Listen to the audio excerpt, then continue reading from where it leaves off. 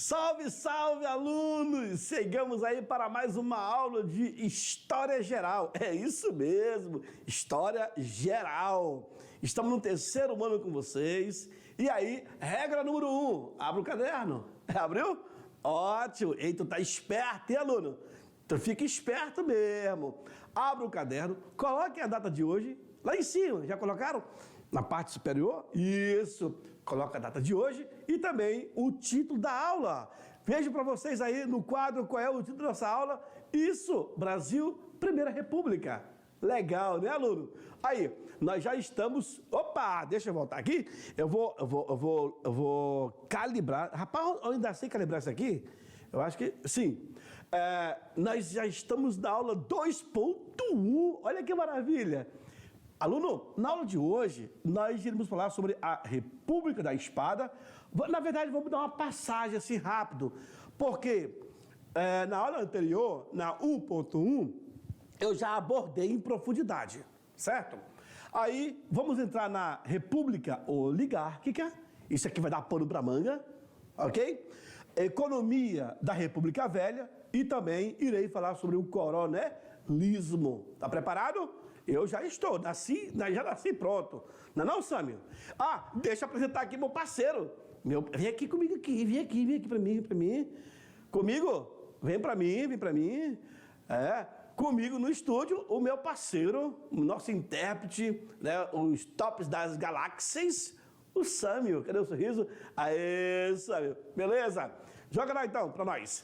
Aluno, na aula de hoje, nós temos essa habilidade aqui, certo? Veja, aluno, tu terás que analisar o papel da justiça como instituição na organização das sociedades.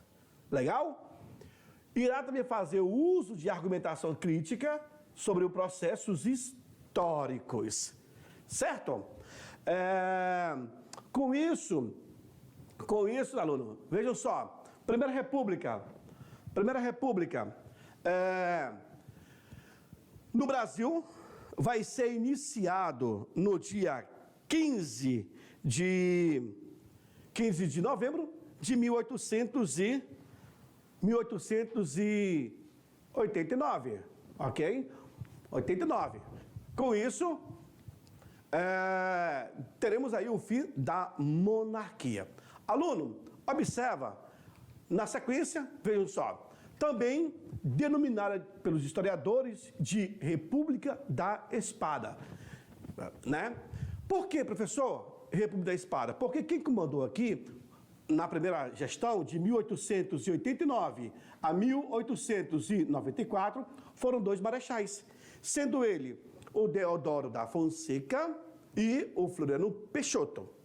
Logo após, saímos para a República Oligárquica. Aí é quando entram os coronéis, os barões do café. Olha, os coronéis, que naquela época, São Paulo e Minas Gerais estavam no topo, eles disputavam ali o poder. Foram 36 anos, alunos, no poder. Sendo que foram 10 governos oligárquicos, cabendo aí 8 paulistas e apenas 2 mineiros, certo? O primeiro presidente civil da nossa história, olha, vai ser lá na frente o Prudente de Moraes. Mas na República foi ele, o Marechal Deodoro da Fonseca. E o último, claro, vai ser o Washington Luiz. E aí, olha, coitado, o Washington Luiz teve um pepino na mão para poder resolver. Até porque nós estávamos passando pela crise de 29, a queda da Bolsa de Nova York, 1929, o crack da Bolsa, né? No ano de 1891, Deodoro da Fonseca vai renunciar e, em seu lugar, assume o seu vice, o Floriano Peixoto, que vai ter um apelido bem bacana, vai ser chamado de Floriano de Ferro. Será que o bicho era mal? Ele vai concluir o seu governo em 1894. Fechou? Bom, na sequência, tivemos aí as principais características da Constituição de 1891. Eu quero te dizer, aluno, que o Brasil teve, no total, 7 constituições, certo? E você vai estudar cada uma delas com a gente.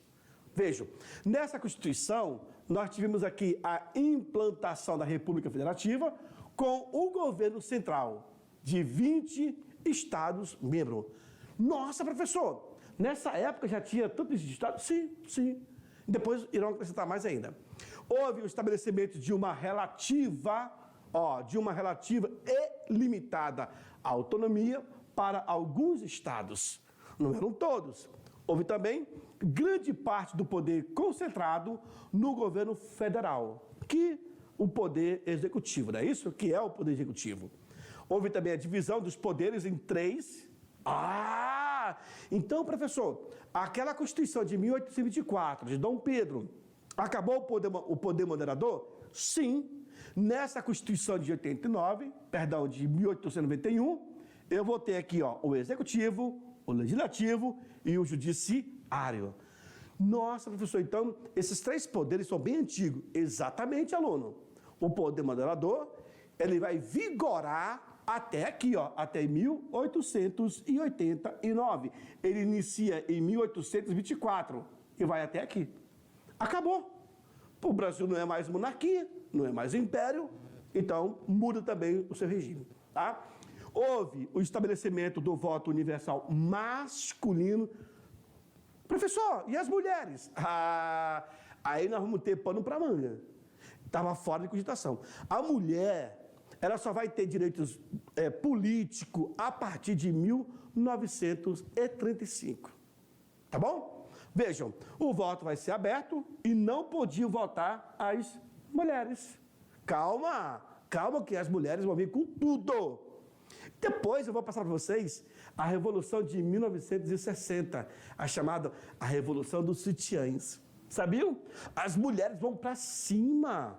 Na década de 60, tivemos aí o surgimento da pílula anticoncepcional.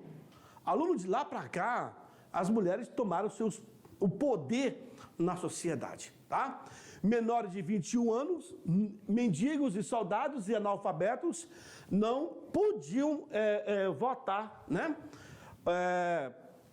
Não podiam votar e nem ser votado.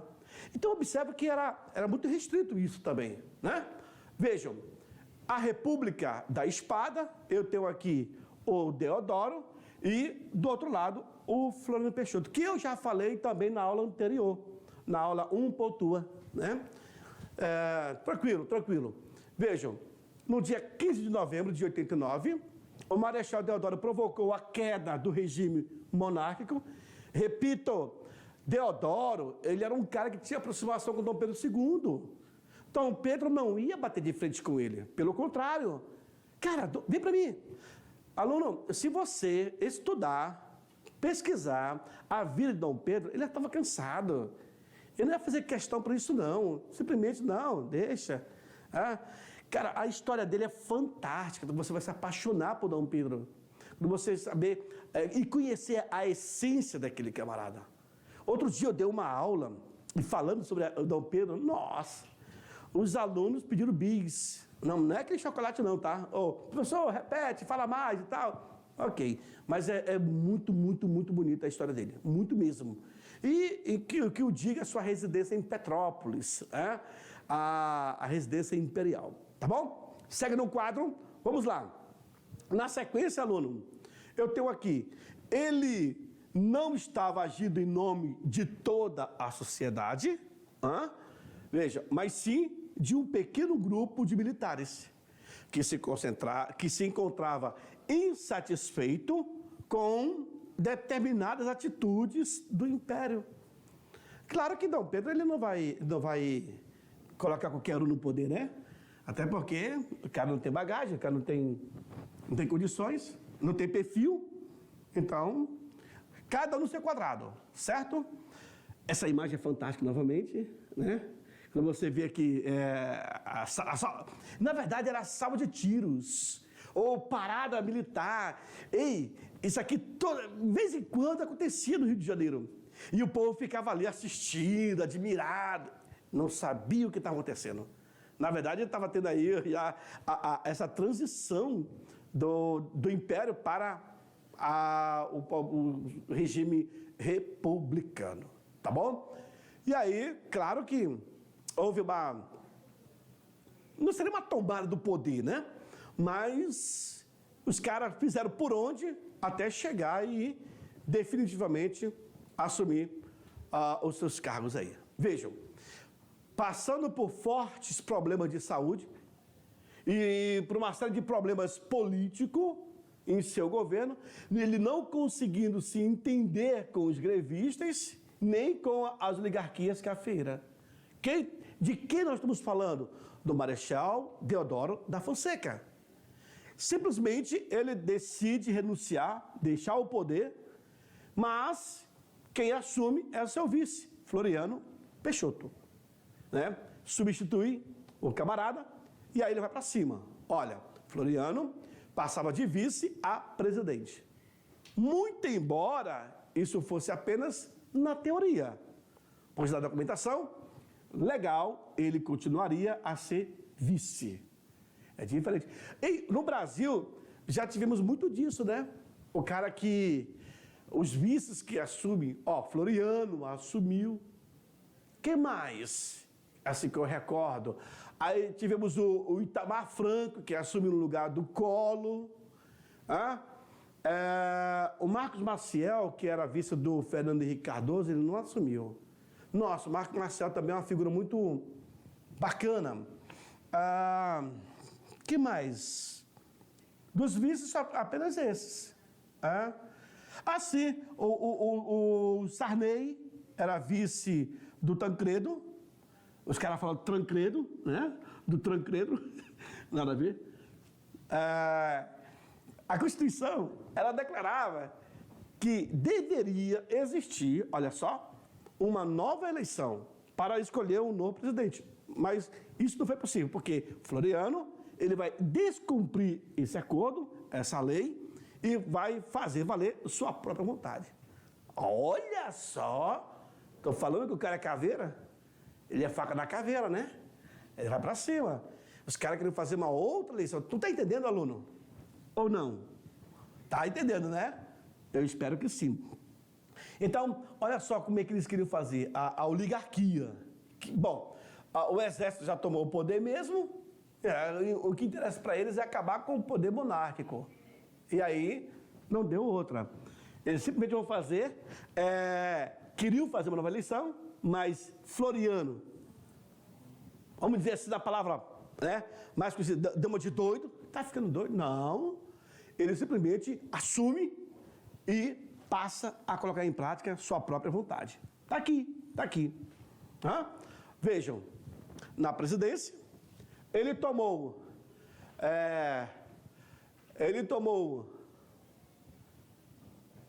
algumas decisões. Da presidência, ele tomou algumas decisões. Estatizou a moeda. E deu estímulo à indústria. Olha as decisões. Olha as decisões que ele vai tomar. É isso? Não é o Ministério da Cultura, não, tá, senhor? Mas é o Ministério do Desenvolvimento. Então, estatizou a moeda. Professor, como seria estatizar a moeda? Estabilizar, senhores. E naquela época era o conto de réis. Sabiam? Professor, e por que ele estatiza? Porque se, de repente, a nossa moeda, ela tinha um poder muito fraco na sociedade. E aí, ao criar esse sistema, ele dá respaldo para a nossa economia. Sabia disso? Deu estímulo à indústria.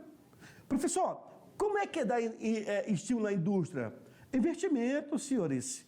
Ele dá condições para o empresário, né, ampliar, modificar, qualificar, enfim, todo mundo ganha. Ganha o empresário, ganha o trabalhador, ganha o governo que recolhe os impostos. E esse estímulo é incentivo. Olha que legal. Ele também baixou o preço de alimentos e dos imóveis. Professor, que legal. Olha, senhores, e ele fica no poder, até parece que não estava sendo muito convincente, né? Mas o cara chega, toma o papel, resolve e acabou-se. Tá aí, ó, tá aí o resultado. Foi igual o Getúlio Vargas lá na frente, né? Repreendeu movimentos monarquistas, movimento que pensava no retorno de Dom Pedro, repreendeu, ele vai acabar, que queria o retorno da sua majestade no poder, mas isso não vai acontecer, infelizmente, né? Olha aí. Olha aí, tá vendo só? Pois é. Proibiu o Jornal do Brasil, o que podemos caracterizar uma repressão à liberdade de expressão. Aí é quando ele vai pisar na bola, né? Quando ele vai cessar o direito dos jornais noticiarem, passar informações. Aí quando briga com esse canal, não deu outra. Ele vai pegar e vai pisar na bola, né? Enfim, isso tudo quem faz é o Floriano Peixoto, o vice de Deodoro da Fonseca. Só para ter uma ideia, o cara, de repente, poderia nem assumir, mas ele foi para cima, mostrou para que serve o vice, e tá aí, ó, mostrou liderança e, ao mesmo tempo, visão. Olha que legal, certo? Vejam, a República da Espada, ela não vai resistir ao grande poder político dos barões do café. E aí, especificamente de São Paulo. E também os pecuaristas de Minas Gerais. Senhores, cara, não deu outra. Aí não pode, não deu outra, cara. Os barões do café foram para cima. Não tem hoje os barões da pisadinha? Pois é. Aí tem os barões do café e os pecuaristas de Minas Gerais. Aluno, aí tem pano para manga. Aí nós vamos ter uma aula só para falar sobre a monarquia. E eu te aconselho a pesquisar, a buscar informações, porque, cara, você vai entrar no mundo desconhecido. Quando se fala em barões do café, aqui também no norte, vem para mim, aqui também no norte, nós tivemos os barões da borracha, sabia? Professor, mas por que o título barão? Ah, agora sim. O título barão era dado pelo imperador.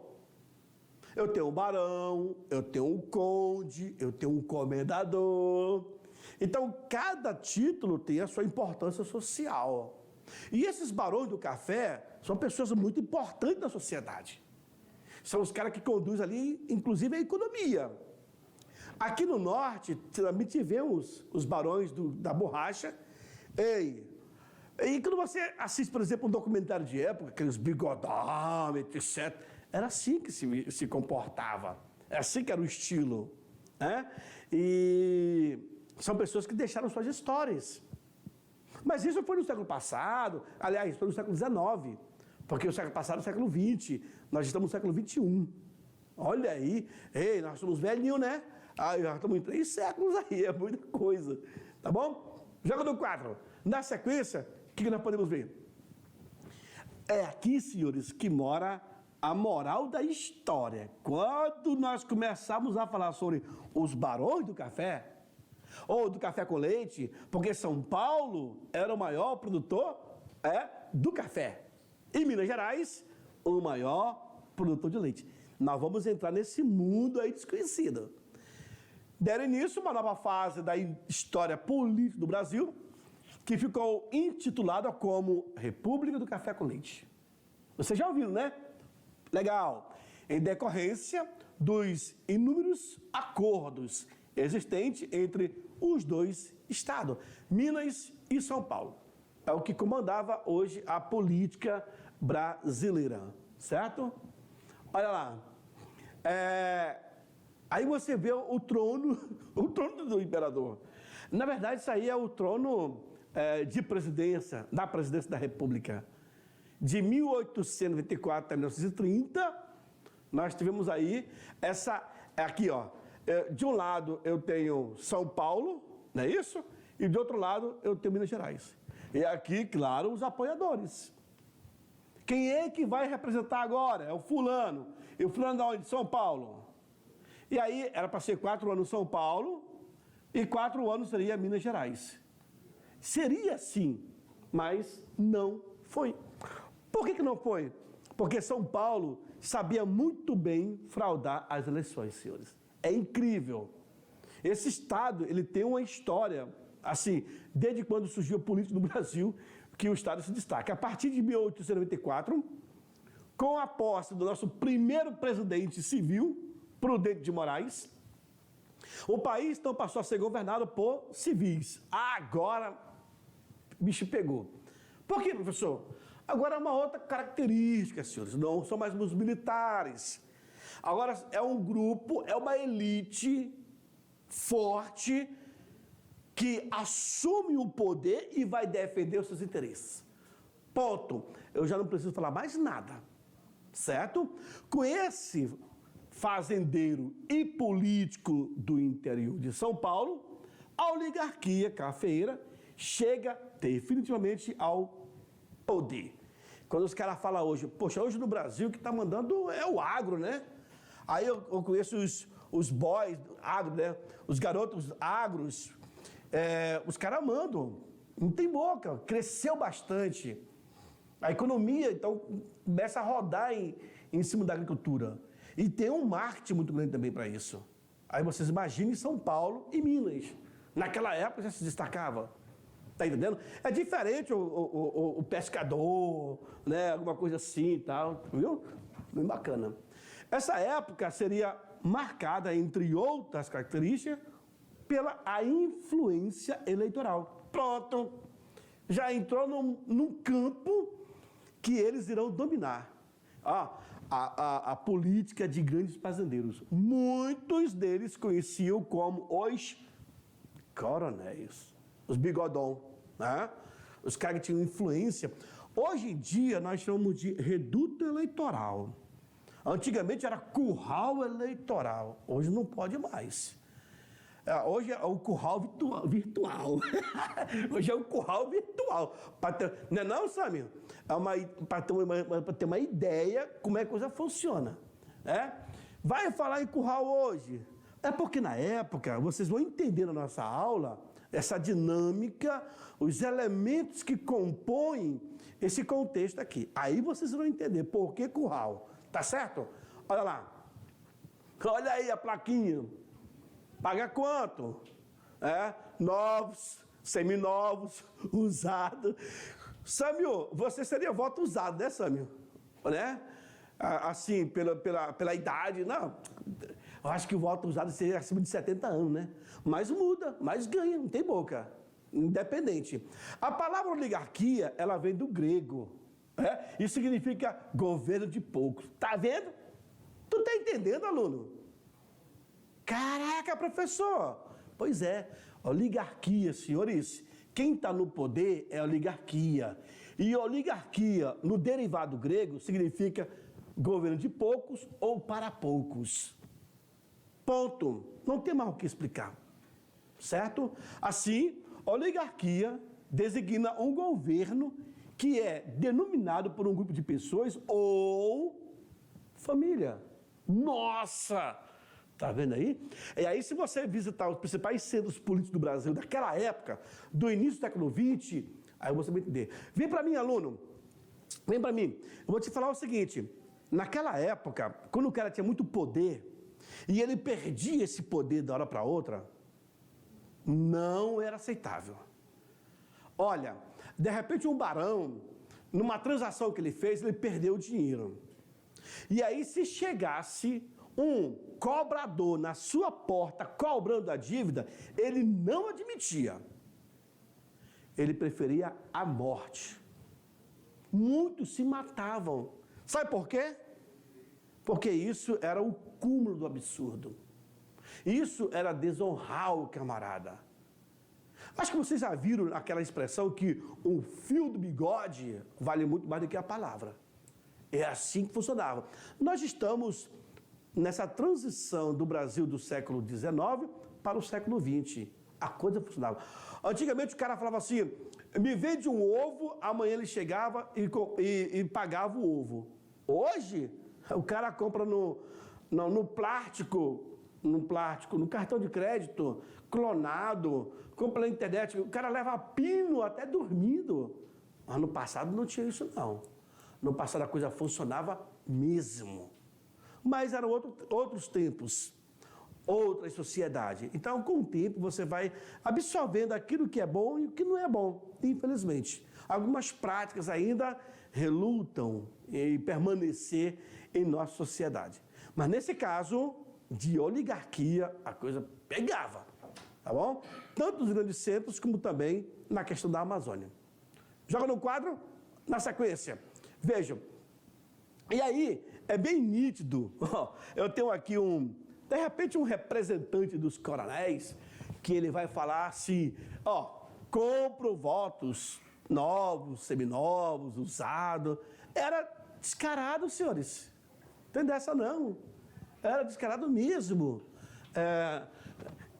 Nisso, vejam, normalmente, os presidentes eleitos eram do Partido Republicano Paulista, que era o PRP. Olha a sigla. E do Partido Republicano Mineiro, olha a sigla, PRM.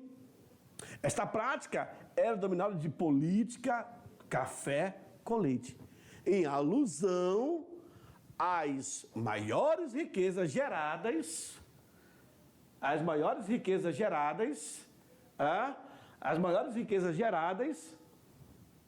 por esses dois estados. Certo?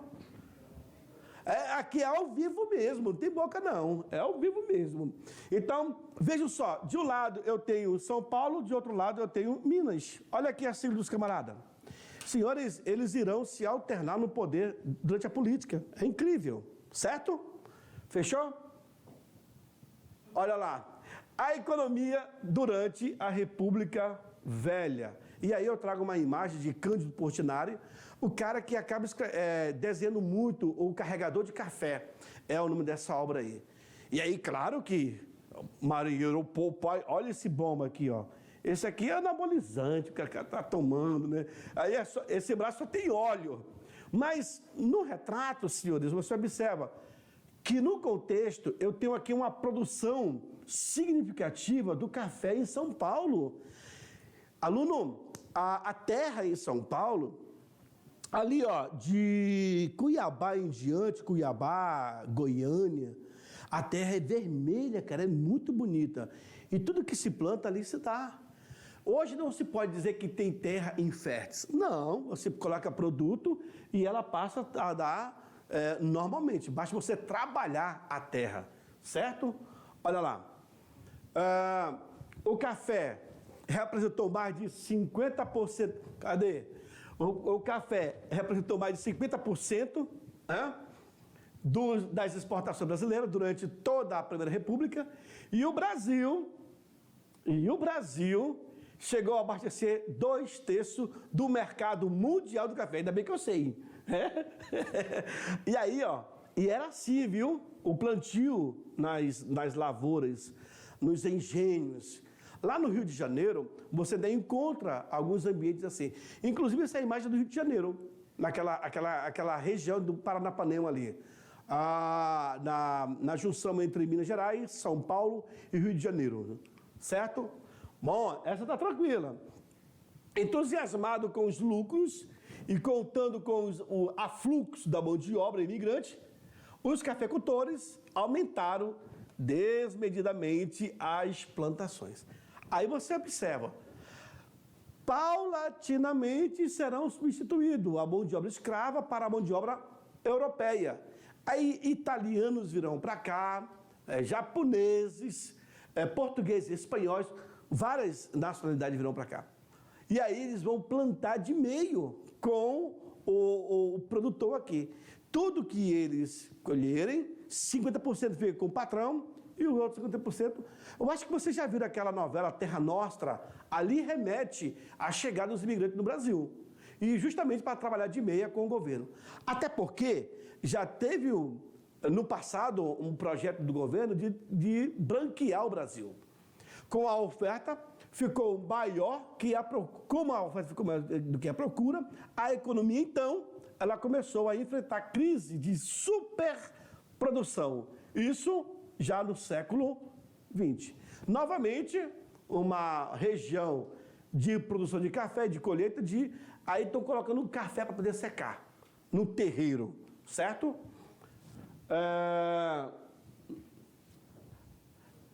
Convênio de Taubaté. Aluno, tu não pode deixar de estudar isso. Convênio de Taubaté. O governo compraria a produção de café que ultrapassasse a procura do mercado. Vejam, vou explicar para vocês. O excedente seria estocado pelos governos estaduais para serem vendidos a preços quando normalizasse o produto no mercado. Esse convênio de Taubaté foi uma ajuda do governo federal para os governos estaduais. Com qual objetivo? De criar políticas que pudessem favorecer a esses grupos, principalmente São Paulo e Minas Gerais. Então os caras, eles tinham uma influência muito grande do governo.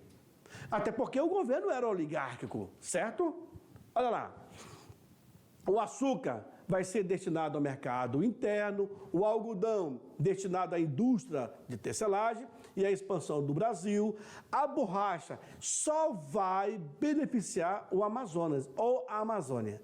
E naquela época houve o Tratado de Petrópolis, assinado em 1903, certo?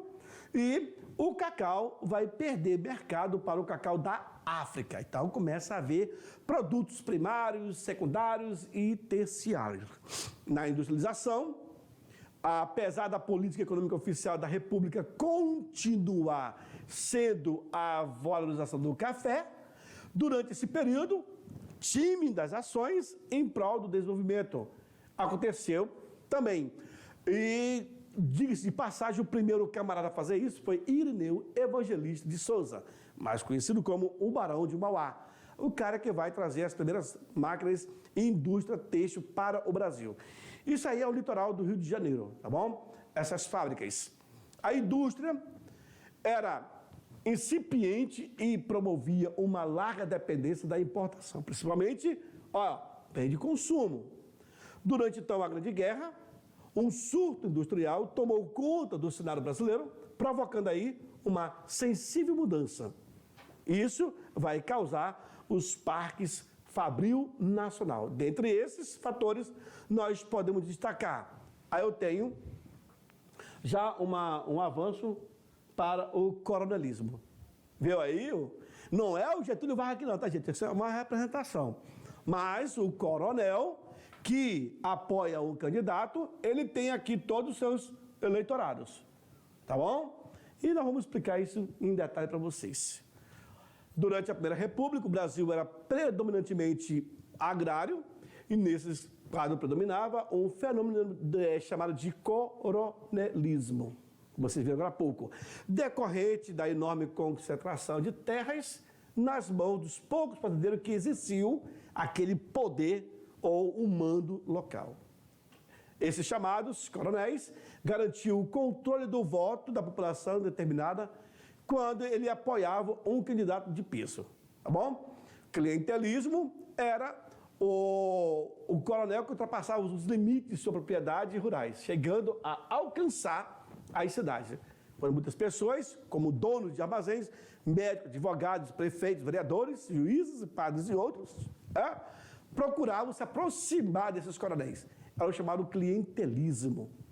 E aí, o voto de cabresto, é o que vocês estão vendo, que o coronel levava o candidato para poder votar no candidato que ele indicava. Certinho? E, por último, o voto de cabresto, estamos aí. Aluno, vem para mim. Essa foi a nossa aula. Passou rápido? Eu também notei. Eu aguardo vocês na nossa próxima aula. Abraço. Tchau, tchau.